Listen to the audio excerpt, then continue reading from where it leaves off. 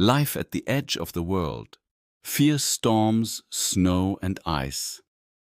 We are in Greenland, deep in the Arctic, where the sea freezes solid and the wind carves faces into sculptures, lies a place few have ever seen. A place that rarely appears on travel lists because it's so hard to reach. Ittoqqortoormiit, the great house at the end of the world. Here, on Greenland's east coast, at 70 degrees north, only about 300 people live, cut off from the rest of the world, surrounded by snow, ice, and endless silence. No roads lead here. Only a helicopter or a supply ship, twice a year, brings what is needed. Everything else comes from nature. The houses shine in red, yellow, green, and blue, small splashes of color in a white, silent world. They cling to the rocks above the frozen sea, defying the wind that sweeps through the village day and night. Each house is more than just a roof. It's a symbol of survival, because those who live here make a conscious choice against comfort, against noise, against the safety of civilization, and for a life in rhythm with nature. When the wind rises, the sled dogs howl in chorus. Their voices echo across the fjords as if calling out to the world, "We are still here." They are the voice of the north, the music of solitude. In Ittoqqortoormiit, there are only two seasons, darkness and light. In winter, the sun disappears for months below the horizon. The world turns blue, gray, black. The ice locks the village in. No ships, no visitors, no connection to the outside world. Only the crunch of footsteps in the snow, the howling of dogs, the crackling of stoves. Then, when the darkness is deepest, people live on what they gathered during the short summer: seal meat, dried fish, canned goods.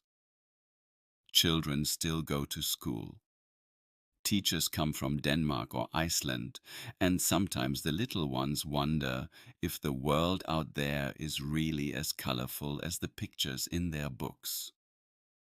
During these long winter months, the power sometimes fails. The diesel freezes, the houses grow cold. Then families sit together by candlelight, telling stories of the old days, of the hunt, of their ancestors. Outside, the storm whistles. Inside, it smells of coffee and dried fish. And despite it all, or perhaps because of it, you feel warmth. Because up here, strength is not a choice, it's a survival strategy. Every day demands adaptation, patience, and courage. When the wind finally calms, the men set out. With their sleds and rifles, they venture onto the ice. They hunt seals, narwhals, sometimes even polar bears. Not for sport, but because the sea is their refrigerator, and the ice, their foundation of life. Every step can be dangerous. The ice may break, the fog may swallow everything.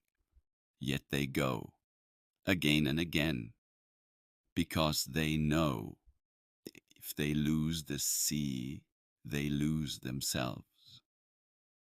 While the men are out on the ice, the women keep life in the village going. They sew fur clothing, cook soup, mend nets. Their faces are marked by the wind, their hands by work. And yet there is an unshakable calm in them. When they laugh, the whole house laughs. When they fall silent, you can hear the snow fall. The children grow up with the cold. Their playground is the ice. Their toys are sled dogs. They learn early how to read the wind, to hear the direction it blows. They know when the ice holds and when it speaks. And their dreams? They're not about cars or cities. They dream of the sea, of their first sled, of the first fish they'll catch on their own. Then comes the deepest winter. No light, no day, only night. For weeks. The village sinks into darkness. And then, one night, the northern lights begin to dance. Green, violet, sometimes gold. They glide across the sky, silent, majestic, like ghosts of light. And for a moment, everyone forgets the cold, the ice, the loneliness. In this beauty lies comfort, a quiet reminder that the world out there still exists, somewhere beyond the horizon. When the sun returns in March, everything changes. First a thin ray, then a golden glow on the rooftops. People step out of their houses, blinking, smiling. Some even cry. Because those who have survived the darkness know how precious light truly is. The village awakens. Children run outside again. Men repair sleds. Women hang furs in the sun. It smells of diesel, fish, and hope. And then, finally, summer comes. Short, bright, and wild. The fjord thaws, the water sparkles, boats glide out. The sun no longer sets. Day and night merge into endless twilight. Now there is work, fishing, gathering, laughter. Summer is the time when the village breathes again. But everyone knows it passes faster than you think. When the sun stands high in the sky, as if it never wants to leave, everyone gathers light for the darkness that will return. They store supplies, mend clothing, build snow storage huts. They live with the knowledge that everything will freeze again, but also that everything will thaw again. In Ittoqqortoormiit, wealth doesn't count.